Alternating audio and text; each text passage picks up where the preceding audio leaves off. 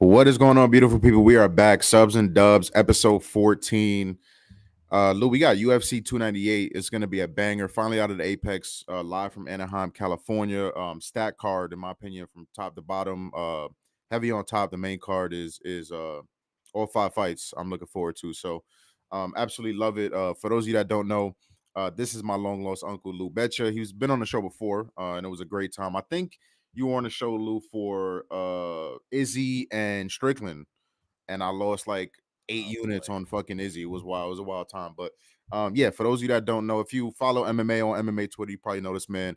But if not, yeah, Lou, host of the Happy Hour, host of Props to Consider, and maybe Bet. All a part of the MMA Engine YouTube channel. Amazing content over there. So go subscribe to that if you're not already. The artist formerly known as Lou Betcha on I'm still Twitter. Lou- I'm still Lou Um, Betcha. yeah, still Lou Betcha, but some of the aura's gone now. They booted him off Twitter, but it's all good. Lou, I appreciate you being here. Second time on the show. I was eager to get you back because I thought the first time went really really well. We had a great show, so happy to get such an esteemed guest, such a sharp guest to talk a huge UFC card. So how you feeling today? I'm feeling good, and Lou Betcha will be back on Twitter. Trust me when I Oh, say he's this. coming. The return will be glorious. I actually have plans, like, not to like remake accounts, but I like the card. I hate the undercard for betting, and we lost one of my favorite fights, uh, which is now apparently is back, and it's just the first name is different, so I think my bet should stand. But couple of fights I really have a lot of action on. Last week I hit a major max bet, and I have my second max bet of the year on this card. So excited for Oh, it, man.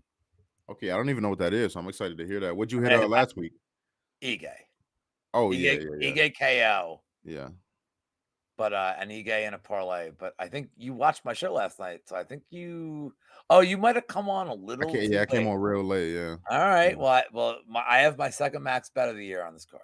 Wow. Don't tell me it's Lamos. Yep. Oh shit. Okay.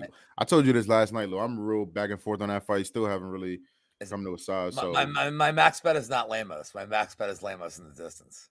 oh my goodness. Okay, so But maybe you could we'll convince get me. there. Yeah, you convince I'm open to be convinced. I'll tell you All that. But right. yeah, we're gonna get you guys out of here by 9, kind of get in, get out, and give you everything you guys need, hopefully, to prepare yourself for UFC 298 from a betting perspective. Last card went good for me. It was the uh first card in a little while that was profitable. You know what I'm saying? I think we went up like 1.5 units last card. So looking to kind of keep it rolling, stack up the good weeks together. And yeah, Lou, without further ado, let's get right to it. So you had some interest in the first fight of the night, so we'll start with that.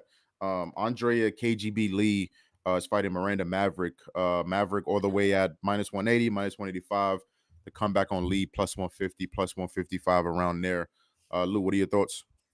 I don't know if I would claim it as interest, but I understand what you're saying. But I think there's a good spot bet here. I like the split decision. It's plus 400 on Bet Online. It's plus 350 on DK. Look, man, pretty binary fight. It's going to be Maverick going for takedowns. People are very down on Maverick right now. This line's actually pretty reasonable. If you like the Maverick side, I get it. Um, it's going to be her going for takedowns. Andrea Lee, like, very underrated in terms of like a ground game. I think she's like, yeah, she gets taken down, which is a really good get up game's good. Like, she's defensively responsible. Maverick's not like some beast in the ground either. She's not like throwing tons of ground and pound. I think that this is just a binary fight and that every minute's on the feet. Lee's probably going to be winning. She throws a lot of volume. They're like, oh man, she's old. Dude, she's like in her 30s, man. Like, she's not Yeah. like, not decrepit. Like, she still can throw a lot of volume. And Maverick's going to win minutes with like cage pushing, like cage control. Even if she's not getting takedowns, just forcing the grappling. This is a classic split decision spot. Like, that's it. I don't know. I haven't bet it yet. I feel like if you're an action junkie and you're watching a show like this and you're just like, well, what do I bet? Don't bet a side. Because if you bet a side, you're going to be upset when they announce it, like whoever won. You bet it to get a split decision. You're rooting for the split screen. Plus 350 is way better than the overs, than the side. So, like, if you want like a D-gen bet here, you can do a lot worse. Yeah, I 100% agree. I was looking at it too. I was gonna stay away from the fight, and I'm like, no, let me take a peek at split decision. I saw a plus 350. I was hoping to get like 5-1, which is why I stayed off.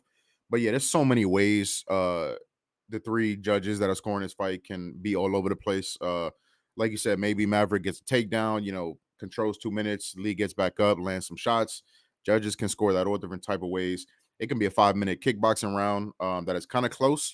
I don't mind Miranda striking a ton. It's not elite, but I think she can hang somewhat with the striking. So if it's a 5 minute round, who knows? If it's ticky tack on the feet, judges can go either way. So yeah, classic curtain jerker WMMA split decision. The odds are low for a reason, in my opinion. I probably should still play it, but yeah, I love that.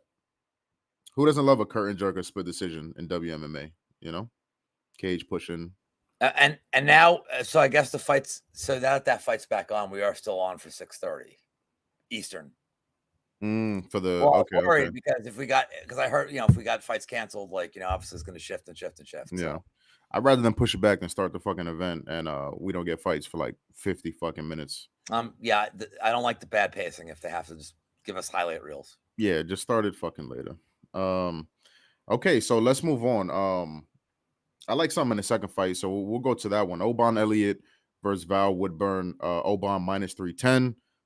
Comeback on Val Woodburn is plus 250. So Lou, the original over under for this fight was 2.5. Over was big plus money, like plus 160, plus 170. On DK, I took the alt over 1.5 rounds at minus 145. I think if you don't really follow whether you're a fan or a new better, I think if you don't really follow these guys, you probably think that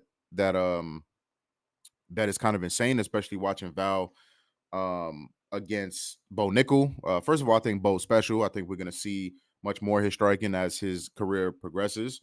And that was just kind of, up short notice, up a weight class. It was just really, really tough situation for Val. I don't know if it was up a weight class. I might be tripping. Really tough situation for Val. He gets called kind of gets deer in headlights against Bo and gets caught. But other than that, he's been pretty durable. That was his first loss of his career. He's been pretty durable. He hasn't really been hurt in any other of his fights besides that one. And Val, despite his physique or whatever the fuck you want to call it, not a super super explosive striker. He's gonna put some pressure on you, but when he's throwing striking, it's not really with any process. I don't think it's that fundamental. So even if you're powerful, if you're throwing sloppy, it's not going to be as effective. On the other side, Oban, I don't really rate him at all. So that includes his defense, right? His defense leaves a lot to be desired, but I don't think he poses much danger, to be honest with you. I really don't. So I see this being, a little bit more of a sloppy fight. Some cage pushing. Val loves that shit. Val Woodburn has no distance management control at all. When he punches way too far in the range, and then he's like, oh, I'm face to face with you now, so let me just grab you and push your ass up against the cage. So we'll take that. It may be boring to watching as a fan, but I'll be clapping on my TV as the seconds burn off the clock. So over 1.5 rounds. We've seen Val on the regionals, KO, but the last couple, right, those were against really inexperienced guys. And then we see his last two fights, guys with 25, 15 pro fights, decision before the Bo Nickel fight. So I think that's more the same. Elliott's not the most experienced guy, but yeah, I just think it's a kind of sloppy, not a lot happened in the first round, cage pushing kind of fight. So I think this is a sneaky decision candidate. I think a lot of people are taking Woodburn KO, just assuming, oh, he's big and muscly, so he's gonna knock him out, and seeing 5 KOs and 7 wins. I don't think he's that type of fighter. I wouldn't. That's why I'm not sprinkling on the KO, even though, you know, the line is the line is wide, Lou. You know what I'm saying? So the KO props are wide on Val, I think, but I don't have enough confidence to even sprinkle on those, to be honest with you. So over 1.5 rounds, minus 145 on DraftKings. That's what I took. Lou, you like anything in this fight? No, but I think that I don't blame. no, but I would say that if you like the Oban Elliott side, he's not a big finisher, and I think that if you look at it, I mean, he's tough. So I don't know if Woodburn, dude, there's a lot of fights in this undercard where they're drawing to we don't know. We just don't know the knowledge. We haven't seen enough of these guys in real fights. Yeah. What I know about O'Bon Elliott is like he's been pretty durable and he's a decisionator. Yep. Yeah, I mean, you can't cap Woodburn on like a short notice fight against Bo Nickel. Yeah. Like I feel like people are like, oh, he sucks. Dude, Hmm. he took it. I mean, he's limited. There's limited tape, but he doesn't suck because he lost to Bo Nickel in like 3 days' notice. Yeah. So like, The takes I'm hearing, Lou, are fucking wild. You yeah, know, it's oh, he's nice penny, being not on. glass chin. Like, you don't know. He may be glass chin, but you don't know that. You can't just say that to justify the bet. You know what I'm saying? No, and like I'm cool just not betting the fight. Like Yeah. I'm cool sitting it out and being like, all right, we'll find out. Yeah. And hopefully Oban does wrestle. I didn't mention that either, but if he's wrestling, kind of just laying on top, because again, I don't rate his finishing ability at all, or his dangerousness at all. So hopefully he's just kind of takes him down, laying on him, and burn the clock off. So yeah. But yeah, do not. This is it's a pass fight. Go take a piss, smoke a blunt, and wait till this next fight, in my opinion. But yeah, Lou, next fight, Josh Quinlan is fighting Danny Left-Handed God Barlow. What a nickname. I love that fucking nickname. I love when nicknames are so accurate too. I just love it. The number two. Yeah, the number, yeah. Gotta make sure it's the number two. Josh Quinlan plus 180-ish. Danny Barlow minus 210, minus 215, depending on where you look. Lou, what do you think? Any interest? No, it's another one like I mean, I hate being like a boring, like basic bitch, but like it's another one where like, dude, I mean, Quinlan was on steroids, allegedly, also really. And then he beats Jason Witt, like congratulations. Everybody does. Everybody knocks his He ass out. loses to Trey Waters on short notice, and everybody's like, "Oh, he's terrible." It's like, dude, he took the fight on like Trey Waters took the fight on short notice, but they weren't training for a dude with like such big range and so whatever. So everybody just assumes, oh well, if he couldn't handle that range, you can't handle Barlow's range, and it's like, look, man, I like watching. I've seen the Barlow fights, like he's fun, but like he's another guy. He's like kind of limited. He's faced nobody. He's he's drawing. He seems like a guy who's always drawn to a KO, and he's got power. But Quinlan's like never been KO'd. So, dude, I'm cool. Like, I don't like contender series guys 2-1 favorite. I'm cool passing on this. It's another one. Like, let me just take notes for a Yeah. future fight. Like, I don't need to be involved here at all. Yeah. Yeah, and I don't blame you at all. I immediately started my capping and putting focus onto the UFC 298. I really like Danny Barlow. I've liked him since I bet against him on Contender Series, and he absolutely starched Raheem Forrest in the first round. I thought Raheem was gonna have a lot more success than he did, but that left hand just kind of glanced off the side of his head, and Raheem was doing the chicken dance. So I've just, I don't know, I've had a fascination with Danny Barlow since then. But then I saw the price, and I agreed. I've had, especially lately, debutantes, especially off Dana White's Contender Series, have we've gotten some absolute fucking duds from those fighters lately. So yeah, I wasn't really that interested in laying 2-1, but I was originally just gonna play, round 1 KO, round 2 KO at pretty good prices. Um, but that kind of scared me too, because I think there are ways he wins the decision. Everybody expects Josh Quinlan to wrestle in this spot, but I think Josh Quinlan has a BJJ black belt, but it's like a Kmart, Walmart BJJ black belt, in my opinion, based off what I'm seeing. Um, I watched Josh Quinlan. I don't think he's UFC level. Like you said, knock that dude out that everybody knocks out, and then faces Trey Waters, which I think was a much different test than his first fight in the UFC. And I think that's more of a what do you call it? More of the archetype that he'll see with Danny Barlow. And Trey Waters gave him all the problems. You know, Quinlan is, very plotting, very heavy footed, throws one punch at a time. I don't think he's that dangerous, to be honest. I don't think he's super powerful. Doesn't really throw in combos, not that fast, rarely throws leg kicks, very, one dimensional. I've seen him shoot takedowns and have almost zero success, just sloppy entries and stuff like that. So yes, he can. We've seen Danny Barlow on his back look like an absolute fish, but I don't trust Josh Quinlan to dictate where the fight goes. I don't. Danny Barlow, even if his takedown defense is shit, that length and that size and those long limbs can defend takedowns just by themselves, you know. So I like Danny Barlow in the spot, not wanting to lay the minus 200. I was trying to get creative or whatever. So I played KO. I played double chance KO or decision at minus 150. And then I am playing round one KO at plus 440, round two KO at plus 650. I think that's his path. You know, I think he can win a decision, but I think it's way more likely he finds the button in the first 10 minutes of this fight. You know, he may get taken down round one, you know, 2 3 minutes burn off the clock. And then he kind of stands back up and is still looking for his rhythm. But I mean, it is so hard to miss punches against Josh Quinlan. It's just really hard. Like Danny Barlow would have to try extremely hard to consistently miss his face with his punches. So a lot of times too, you know, he throws Josh is overthrowing single strikes, and at the end of those strikes, he's just there. He's just right there in front of you. The movement is terrible. I don't really rate Josh at all. I think he's pretty tough.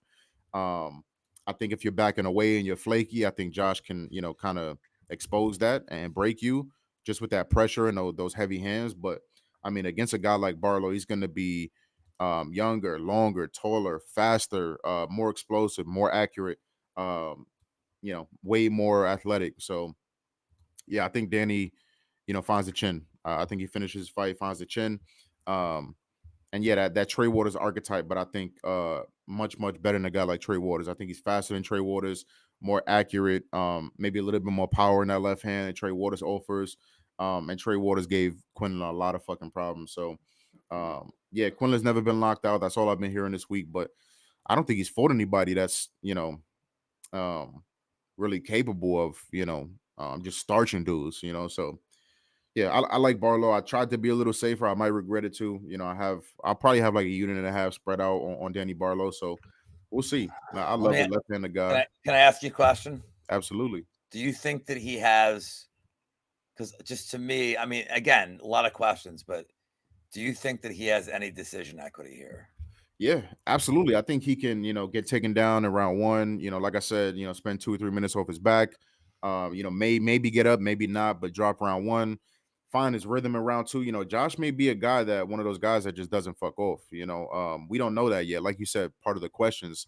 So yeah, I think oh shit, I got taken down round one. Now I gotta kind of find my rhythm on the feet round two, pieces him up round two. Now we go to round three. I don't think Danny Barlow has ever seen a round three. I might be mistaken on that, but yeah, maybe round three is a little bit sloppy, but you know that speed and athleticism kind of carries Barlow through the third round. And then you get a 29-28 type of situation. I think is a lot less likely than Barlow finding a chin. But yeah, that's why I played KO decision. I think he has some, at least some, enough decision equity. Well, he's not going to first submission. I think Yeah, yeah. So yeah, I just didn't want to lay 2 to 1. You know, so that 50 cent discount. You know, I was happy with that. Anything else on this, Lou? nope. All right, so let's keep it going. Okay, you didn't have anything on the Zhang Ribeiro fight. No, So let's sir. move to the Nakamura Carlos Vera fight. Yeah, we won't spend too much time. Nakamura is a 14-1 favorite. Come back on Vera plus 750. Lou, I'll keep it real short. I parlayed Nakamura with Anthony Fluffy Hernandez. The plus EV crowd are gonna fucking want my head on a stick. Oh my god, how could you parlay a minus 1300? Oh my god, how could you parlay Fluffy Hernandez? I did. I don't give a fuck. I think both of them are going to win their fights. Nakamura is pretty easy. He's better everywhere. I think he's going to dictate where this fight goes. Um, but most likely he's going to get takedowns relentlessly and whenever the fuck he wants. I also played Rinya sub as a part of a parlay, little long shot parlay. I'll give it at the end of the stream. But yeah, that's what I like, Lou. I mean, it's pretty simple for me. Not nothing too controversial. Lou, tell us why you like Carlos Vera and why he's alive, though. Oh man, he's so good at being 36 in Mhm. the UFC. Yeah, preach. Now, move on. Yeah. So, yeah, Rinya Nakamura for the fucking win. That's really it. I guess we'll talk about this just because of the interesting story. Uh, Marcos Rogerio de Lima is now fighting Junior Tafa. So, one of the craziest stories. That's why I love this sport. He's supposed to be fighting Justin Tafa. Um, Now he's fighting his younger brother. So earlier today, Justin Toff had to pull out due to injury. I'm assuming Junior was kind of just with him for the camp and might have been in the corner or whatever the case is. Justin has to pull out. In steps his younger fucking brother and says, "Fuck it, I'll fight." His younger brother already had a fight book too, and he says, "Nah, I'll fight. Fuck it." So the UFC puts it together, and now it's younger brother stepping in, already weighed in. Fight is already official.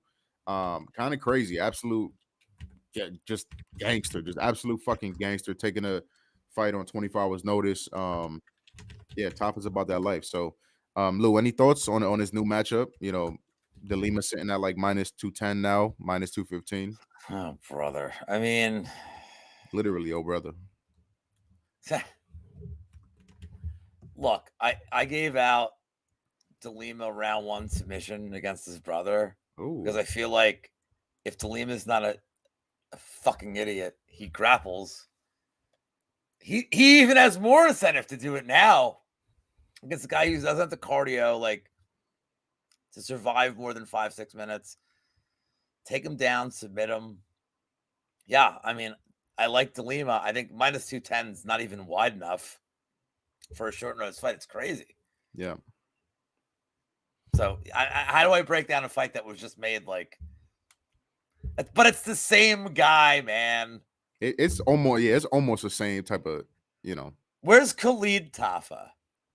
He's not as big, but like, I mean, Put the father in there. Fuck it. I bet he fights the same exact fucking way. Yeah, I think you nailed it. I think it's the same kind of fight. I think if anything, Junior is a better matchup for De Lima. Hence why the line went from minus 140 all the way to minus 210. I think Junior is even worse on the ground. I don't think he's as powerful. He's smaller than his big brother. So yeah, I think it's an easier path for De Lima. I think De Lima wins this fight convincingly. I have a really hard time laying minus 220 now, minus 225 with De Lima.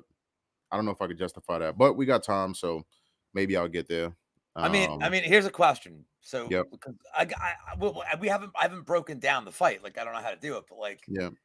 I don't think De Lima is some cardio monster, but Nah. okay, but if this, so we're talking about the line being wide. Well, what happens if this fight hits the second round? I don't usually love having big chalk on a dude that's like in a volatile fight, but if this thing gets the second round, you have to favor De Lima like massively at that point. Like, Yeah, 100%. so I mean, I don't love the number, but like he's objectively the side in these Yeah. circumstances. And like Even I at wanted to look at go ahead. Sorry, Lou, go ahead. even this dump truck, the way he fights, like even at minus 220 though, with this whole like, dude, you write me today, you're like, his brother's taking it. I'm like, okay. I'm like, Yeah, you're lying, like you're being an asshole, and you're like, no, you're like, he's really doing this, and I'm like, okay, why? Like, what is going on? Like, Did you like see him weigh? Did you see him weigh in too? Did you see him on a scale?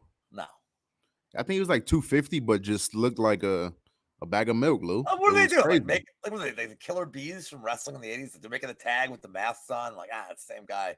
Like, It I'm was just saying, nuts. like, but dude, you're giving me a guy with no prep. And like, let's be honest, if you're De Lima's camp, you're like, oh man, we didn't prepare for this. I mean, you did though. Like, so I don't, it's not wide enough, dude. De Lima should be like minus 500 here. I don't care if he's a dummy. He should be minus 500 here. Like, Yeah, which is why I probably should bet the minus 215, And just bet everybody's talking about, what happened with the Derek Lewis fight, he had trouble eating or whatever the case is. Lou, before that fight, I believe De Lima has been fighting in the UFC for like 10 years, if I'm not mistaken. I think he came in like 2013 to 2014-ish, around there. That was the first time he's ever been knocked down, Lou, in the UFC. but it's even more reason to bet him here because he knows he has to get a takedown. He's like, okay, cool. I Yeah. got like flattened. But And now everybody's like, "Oh, it happened in the Derek Lewis fight, so Tafa's just gonna starch him." It's like, excuse me, like, did you watch any fucking tape? Like, I not think even a single knockdown in the UFC. if De Lima doesn't go for a takedown in the first minute of the fight, I'd be kind of surprised. That's the problem. I don't think he is. But I I think think he's coming gonna off, bang. but I think coming off, see, I usually would think that, but I think coming off getting flattened, I think Mhm. now it's just, all right, listen, man, no reason to get involved. Like, just throw this dude in the ground, like top time him and like whale him. Honestly, I think sometimes it takes that humbling to be like, all right. Yeah, and hopefully he's focused from the bell, right? Because no way he was fucking assuming that this big motherfucker was gonna run across the cage and knee me in my face. I would So love to hopefully, hear I'd love to hear his coaches now being like, so it's the same guy, sort of. Like, I'd love no to, game plan changes. Yeah, you like, do not change the game plan at all. I'd love to hear the coaching being like, so here's the tape. It's the same guy. Same shit. Yeah, same Like, exact I'd thing. love to hear it. If Lima shoots within the first 30 seconds, gets him down, Done. pounds him out, he can finish his fight in 2 minutes. I gave out round 1 sub 10-1 yesterday on the prop show. Now we're gonna get like we're not gonna probably have props in time, dude. We may not. Yeah, let me look, because I think I saw, if I'm not There's mistaken. no props. There's not gonna give us props. Oh yeah, no, nothing yet. They might give us like ITD and unders, but they're not gonna give me like the props you're looking for. Yeah, the veritable cornucopia of props I want for this this classy DeLima Tafa fight. No point deduction props in this one. No. Oh, there will be. So Lou, let's get to it. Let's get right to it. So you prepped us for it in the opening. Oh shit. Amanda Lemos, Let's Mackenzie Dern. Amanda Lemos -135. Open like -270. Now -135. Comeback on Mackenzie. Sheesh. Dern is +115. Lou, take it away. What you thinking? Okay, the market's wrong. I'm saying the market's completely wrong here. I completely disagree with it. This isn't like, and like, look, man, you and I bet NFL, so we don't see line movement like this. College, maybe, but this is like, for you and I as NFL bettors, we don't see line movement like this. Yeah, this is a drastic overreaction. Okay, so look, there's a lot I don't like about the Dern side. Just getting this off the bat. She's coming off divorce. I have a golden rule. You're coming off a knockout, less than 6 months recovery time. I immediately hate it. This is less than 3 months recovery time for her. She hasn't had a real camp. She can't afford. She's back with Jason Perillo, but like not really. She can't afford to have her camp in her corner. She's doing this. These are cash grabs to pay her divorce, dude. She's taking this fight not totally prepared. Okay, if she was facing a grappler, I still don't like it. At least you get it. What does Lemos do well? Knocks your fucking head off, dude. Like, that's what Lemos does. and stuff takedowns. And then there's this false narrative from people in the space, the con men in the Twitter space. I'm so glad I don't do this anymore. These con men. Oh man, Lamos's cardio was so bad. It's not, dude. Okay, was it bad against Hill? Yes. Okay, it happens.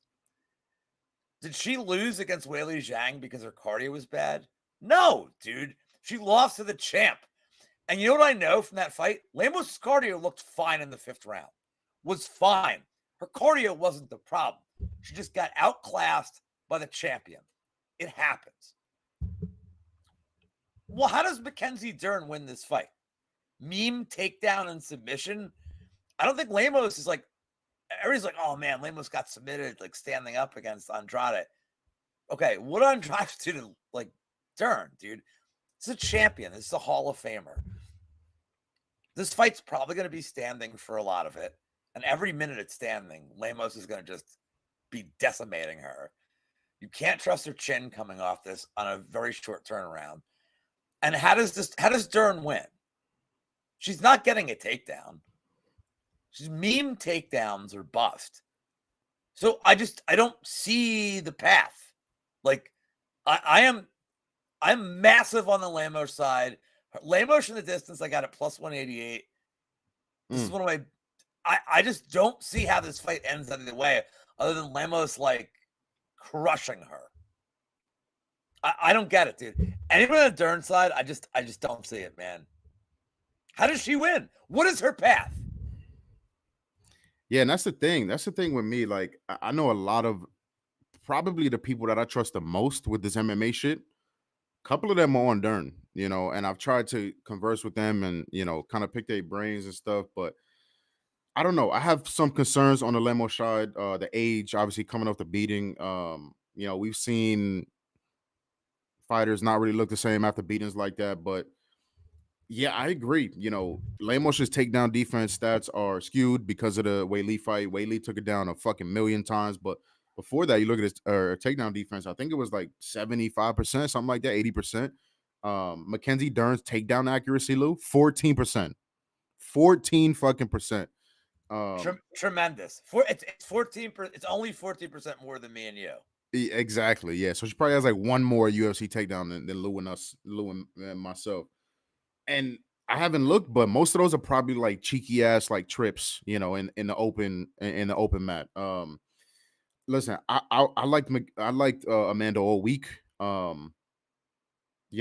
just have some hesitations. Mostly those smart people being on Dern. There's some shit I hate with Dern too. It looks like she's fucking training at like LA Fitnesses and shit like that in her fucking area, and the divorce shit. I backed Dern against Andrade like very confidently too. I was fucking passionate as fucking. She looked career worst. So obviously I can't justify. I had time props there, luckily, but I agree Yeah, with you. I agree with you. she I'm like, looked oh man, terrible, Lou. Like she her strike, it was so bad, bro. It was probably the worst bet that I've ever made. UFC. After the fact, hindsight, but it was terrible. I do agree. I think this fight is going to stay standing most of the time. So why would I not bet Lemos? You know what I'm saying? If I think this fight is going to be standing, why would I not bet Lemos?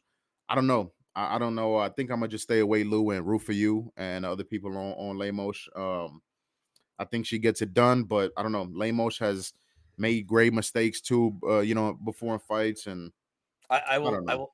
Can I end on this because Yeah, this is like my most because you watched me last night. So if you watched me last week and you did, when I was like, guy, this is yeah. bullshit. This line should be minus 400. I spelled out the reasons why, and I Hmm. like confidently. This is why I love this, that, and the other thing. Like this is dumb.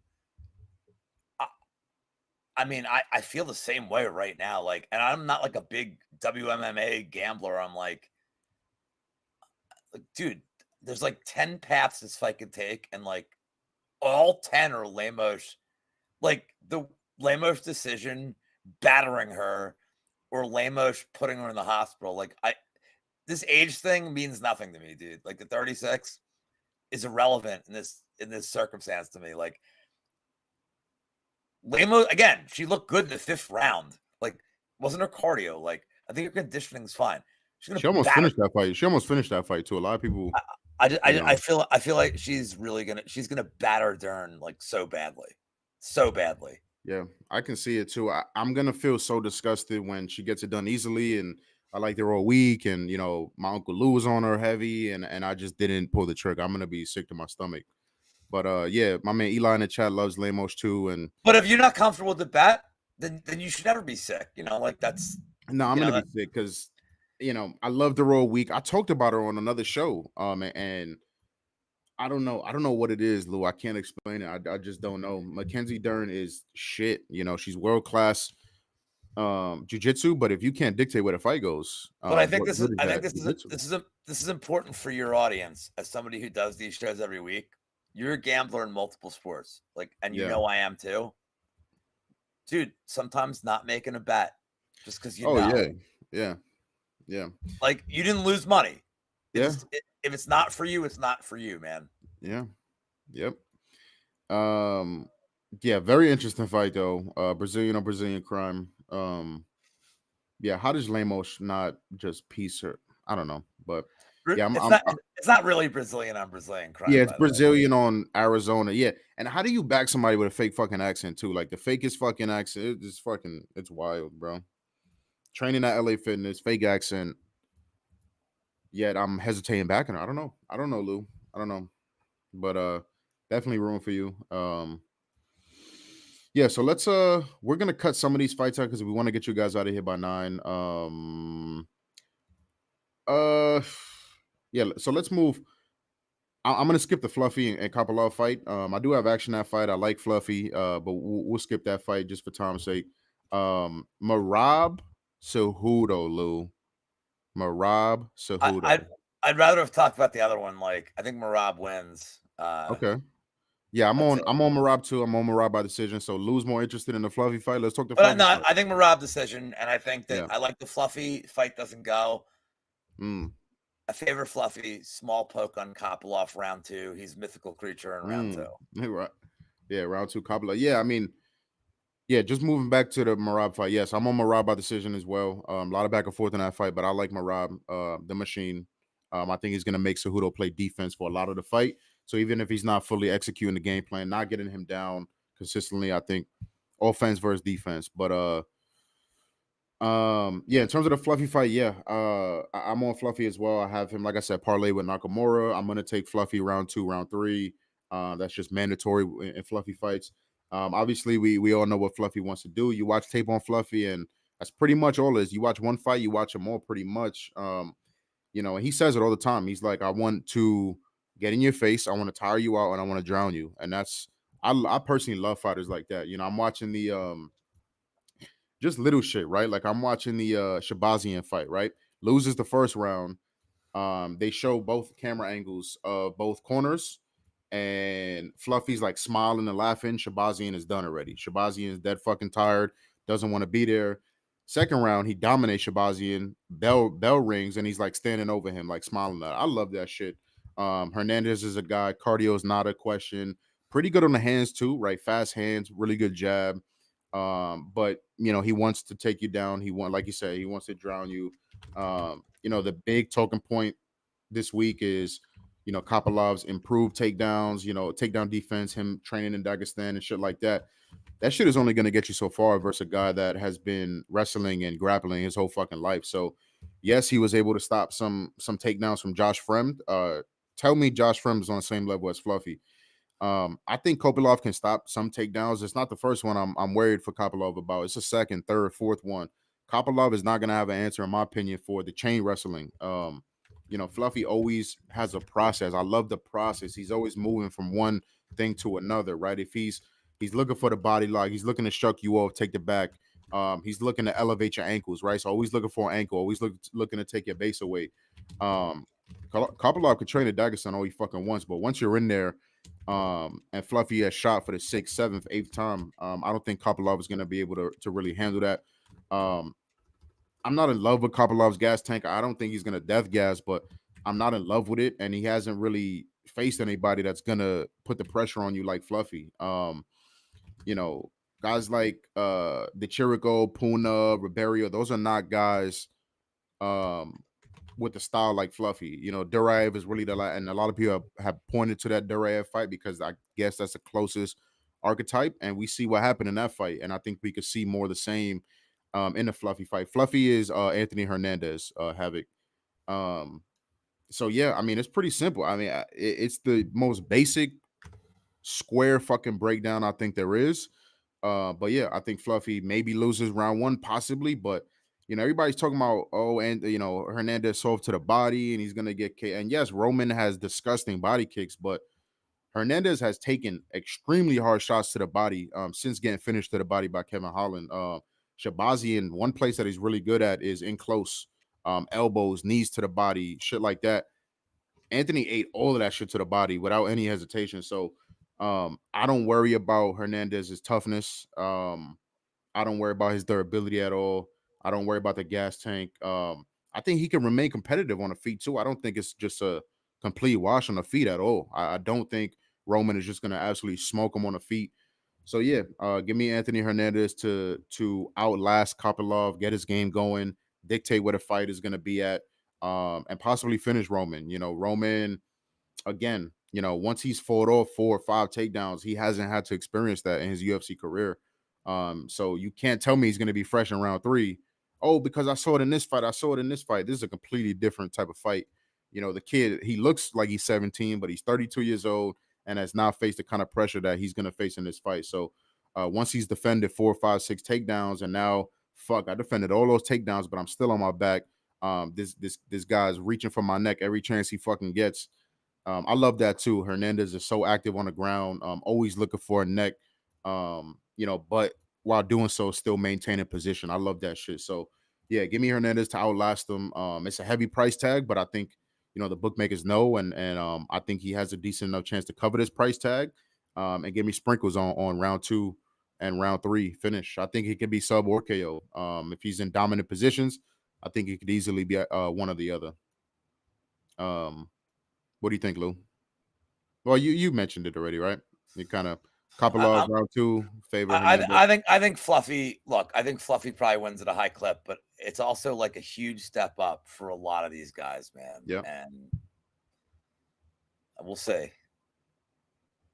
We'll yeah, see. That's all I have to say. Is like, I think there's going to be a lot of variance in this fight.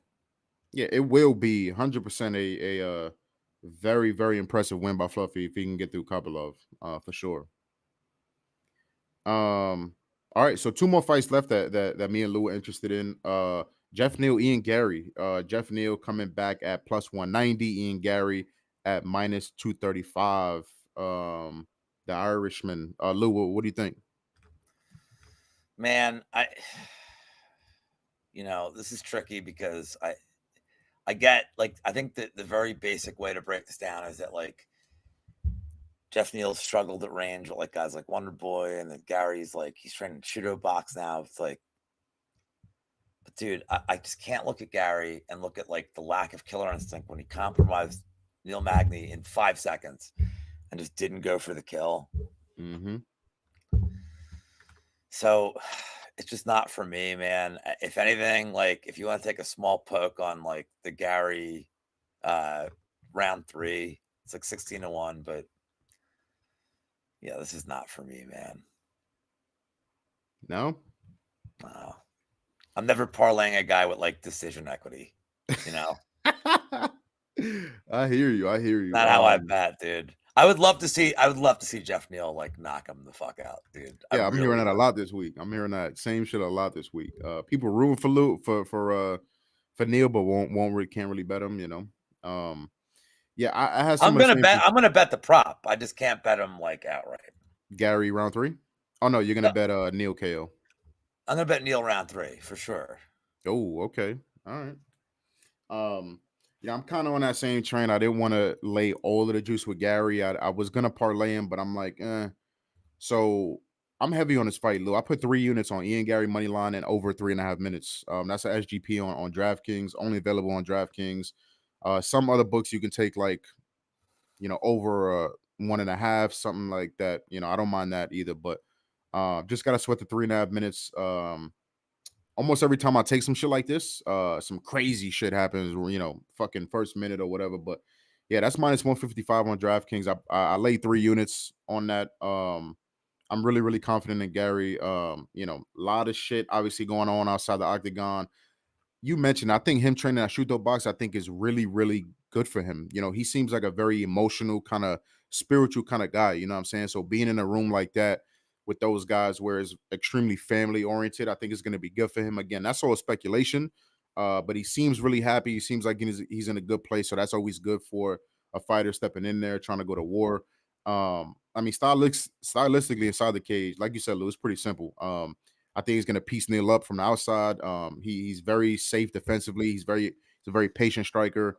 I've been talking with a lot of people in the Discord, GoldBoys Discord, about they think Gary's going to get Neil out of there, and I can't even lay money on the sprint. I can't even sprinkle that after what I've seen in the Jeff Neal fight. So, like you said, that lack of kind of killer instinct. I do think he wants to send a message and possibly wants to finish. I don't think we've seen the extent of his grappling. I do think he's a really, really good grappler. So I think the submission is coming, but I'm not going to be chasing that until it happens.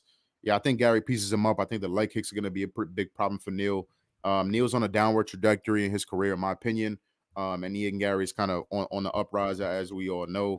So yeah, I think he pieces him up. I think he's faster. I think he's more accurate. I think the leg kicks are going to be a major, major problem.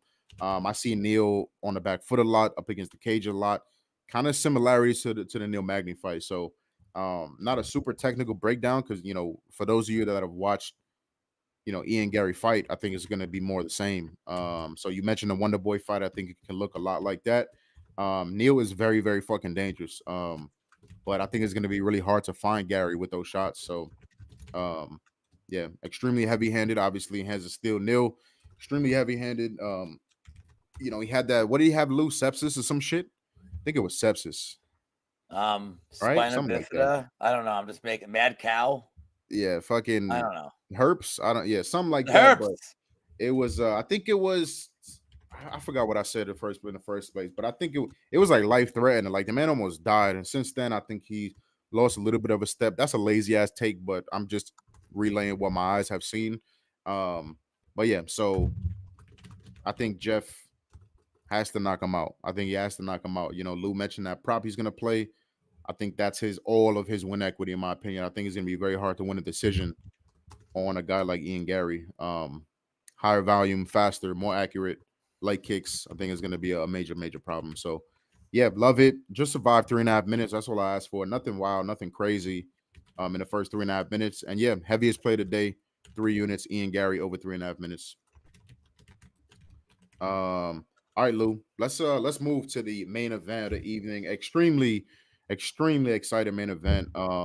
Alexander Volkanovski is fighting Ilya Topuria, the undefeated Ilya, the El Matador Topuria, the fucking Georgian fucking Mexican. I don't even know where the guy's from anymore. Against Alexander Volkanovski. Volk minus 130, minus 125, depending on where you look. The comeback on Topuria plus 115 ish. So Lou, what type of host would I be if I didn't let the guests take it away on the main event? So very interesting main event. This is gonna be a fucking banger, Lou. What do you think?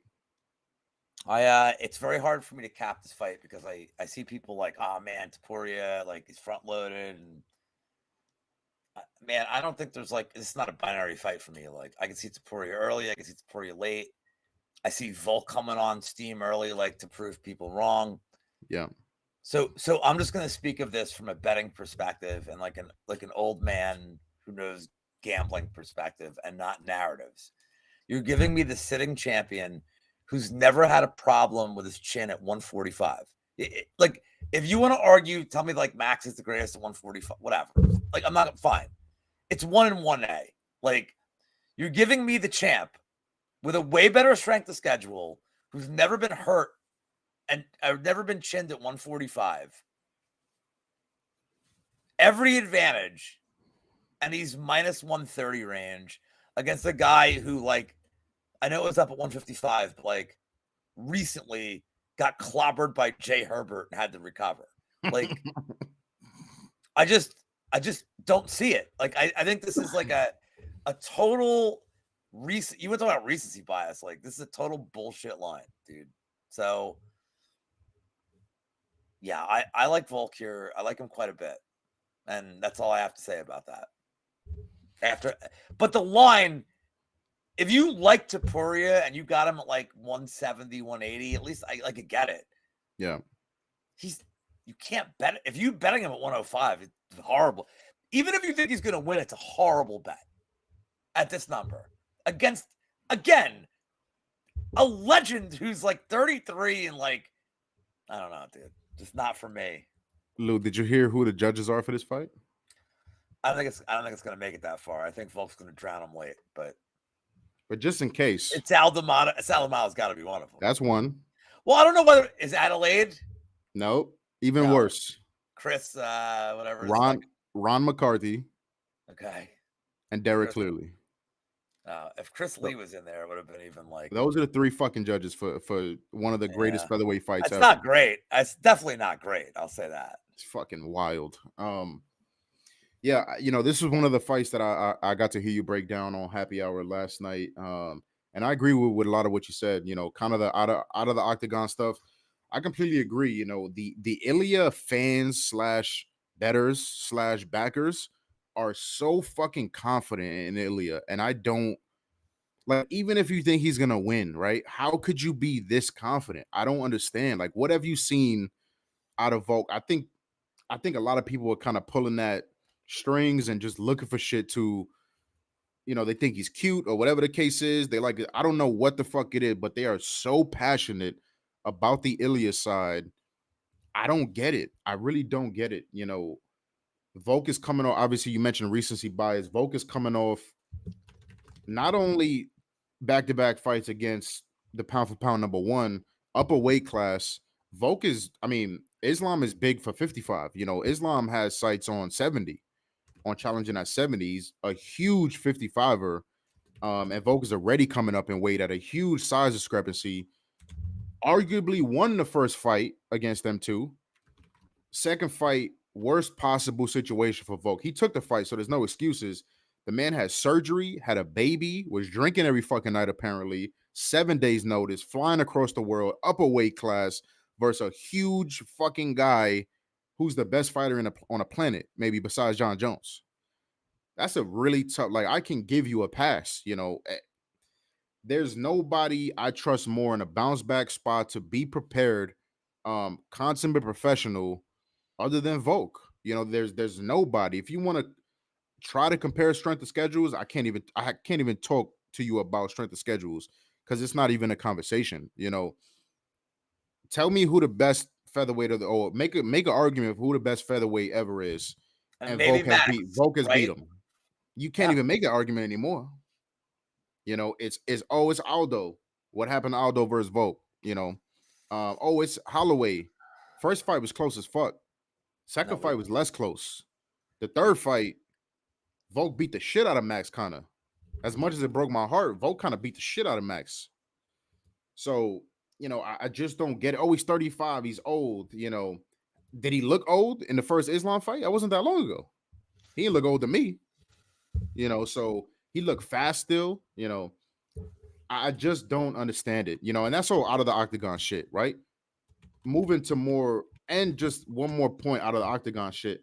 I understand you want to sell a fight. I understand you got to be confident, but the shit that Ilya is doing, like I've heard, you know, him say, I can afford to make mistakes versus Volk because he's not a finisher. Are you fucking dumb? Like I hope you don't believe that. Or I hope you do believe that and make a couple mistakes for me, Ilya. Please make a couple mistakes for me.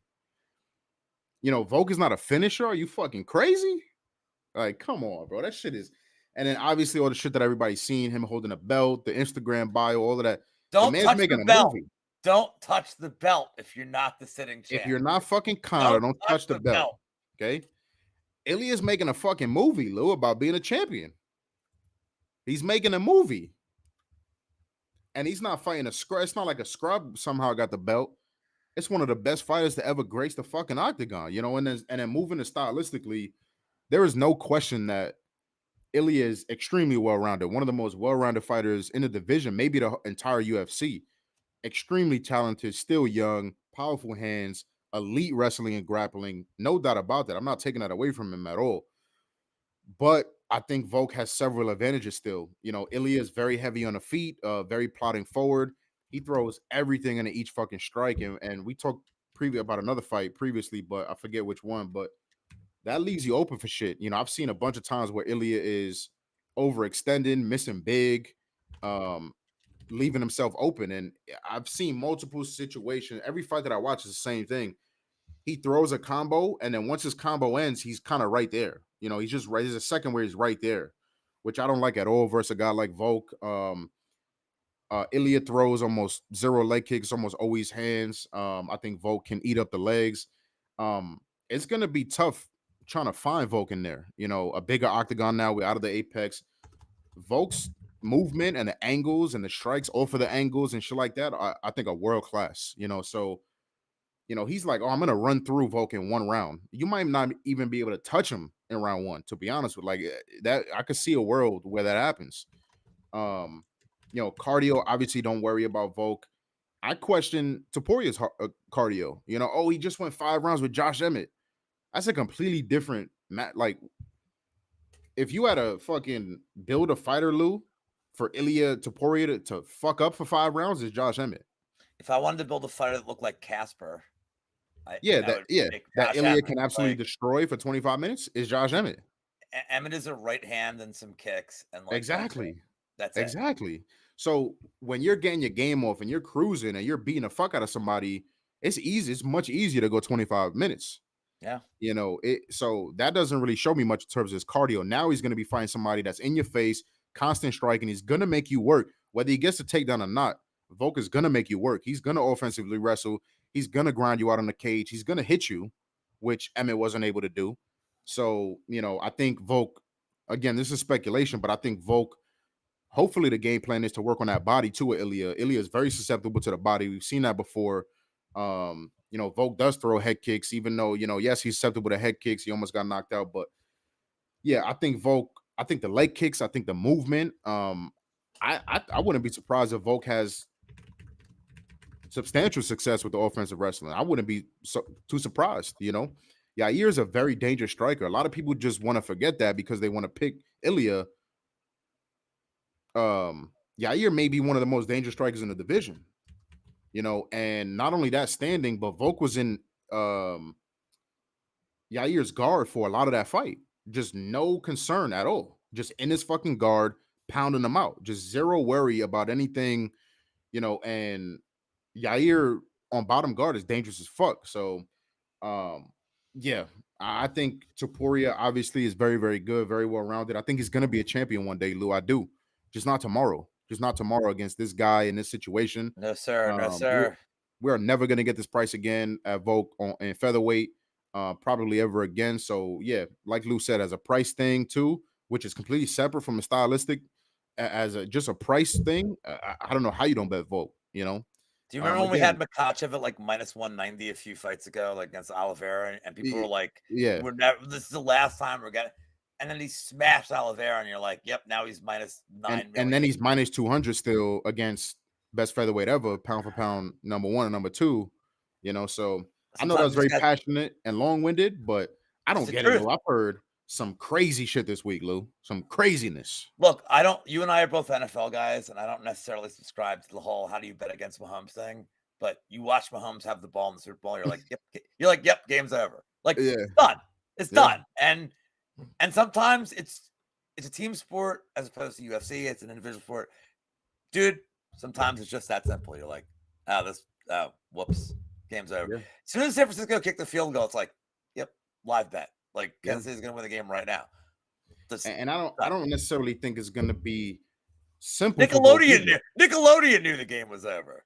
Yeah, fucking SpongeBob in the booth, like, this is over. I think their screenshot was Mahomes about to win the game for Patrick and for Lex Lumpkin or whatever. And that's the thing. Like, I don't think it's gonna be easy. I'm not trying to make it seem Volk is gonna run through Ilya. I think it's gonna be a chess match, Lou. There's very few people I trust more in a chess match than Alexander Volkanovski. If people are uncomfortable, I think if you're uncomfortable laying your money, I think Volk's a really good live bet. As this fight goes on, if Ilya wins the first round, you get Volk at like a plus 180 number after one. I think. I mean, give me the guy with like 5-round experience, like, and don't give me like Ilya has I get Ilya has 5-round experience, not against Volk. Yes, and yeah, I forgot to mention that, Lou. You live bet king over there. The volume. I might slam him after round 1 and after round 2. Depending on what the prices are. Depends on the number. If Volk wins the second round, you just sit back. You're like, cool, I got my money. Like, I got my money. 100%. Yeah. I think that was a really good breakdown by you, Lou. I'm on the same page, 100%. I want to get through these quick so we can get you guys out of here. Little 3-leg, little builder, I guess. UFC builder, time prop builder. The Zhang and Ribeiro fight. We didn't talk about that fight, but fight not to start round 3. Somebody's dropping in the first round, I believe. Jeff Neal, Ian Gary fight to start round 2. I think that's pretty simple. We kind of talked about that as well. Miranda Maverick, Andrea Lee over 1.5 rounds. Lou talked about that fight. Heavily favored to go to decision. So those 3 legs, minus 137 on DraftKings. Really, really like that. That's the boring parlay. Let's move on to the spicy one. 4-leg, I think it is 4-leg on FanDuel. Left hand to God. Round 1, round 2 KO. The Zhang Ribeiro fight, which I just talked about, the fight to end by KO. Rinya Nakamura by decision. I hope it's decision and he doesn't decide to KO this guy.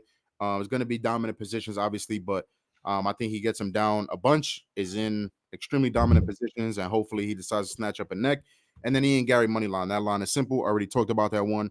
Almost 24-1 on FanDuel. So 25 gets you, what is that number? Like 6 something, I think it is. Yeah, 608. So little spicy UFC parlay for the people.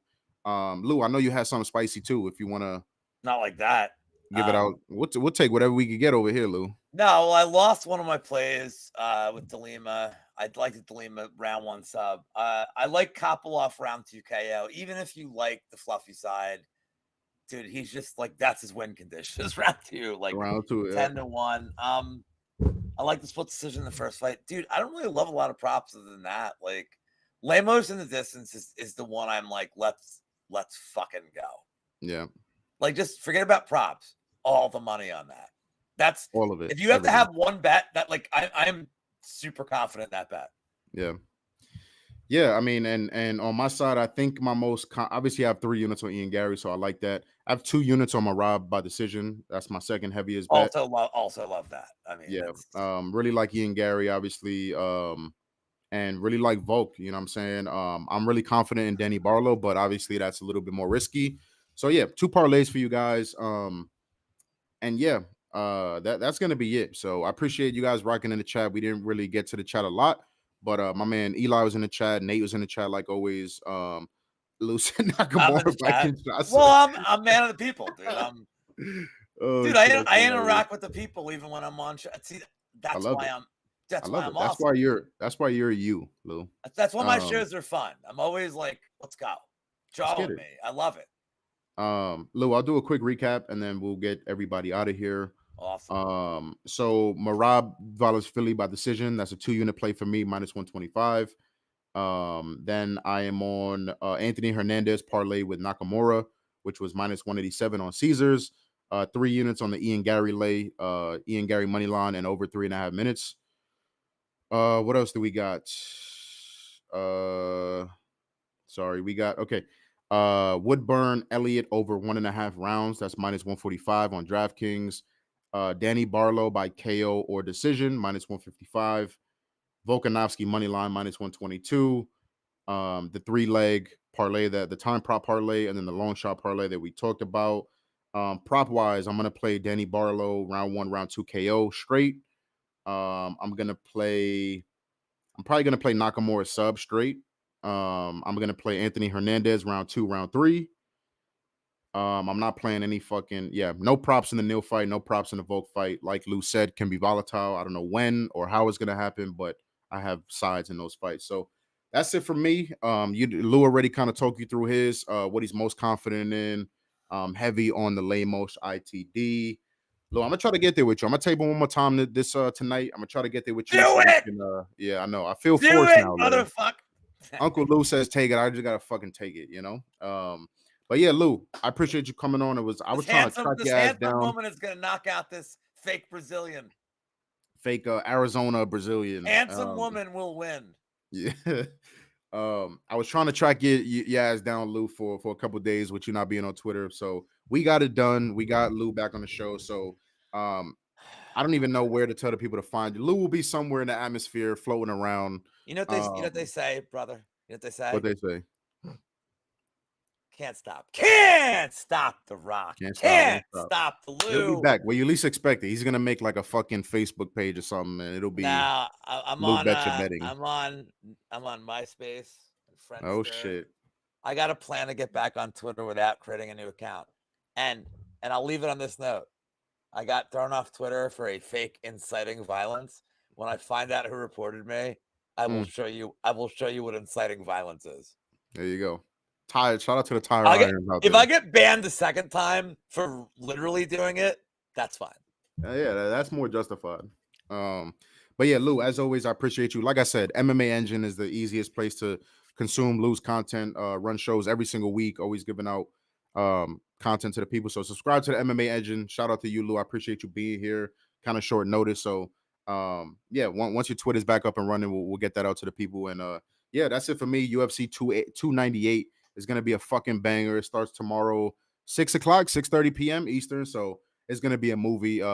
Like the video on your way out, guys. Really helps us out a lot. If you're watching it back on YouTube, comment what your favorite fight is. Like the video. Really appreciate you guys. Thank you to James for producing. To my guest Lou, salute to you, my brother. Good luck on all your bets, and I'll see you guys next week. Stream on Tuesday with my man Locke, and on Thursday, and then we're back with subs and dubs next week for another card. So appreciate you guys. Love you guys. Thank you guys, and I will talk to you soon. Peace.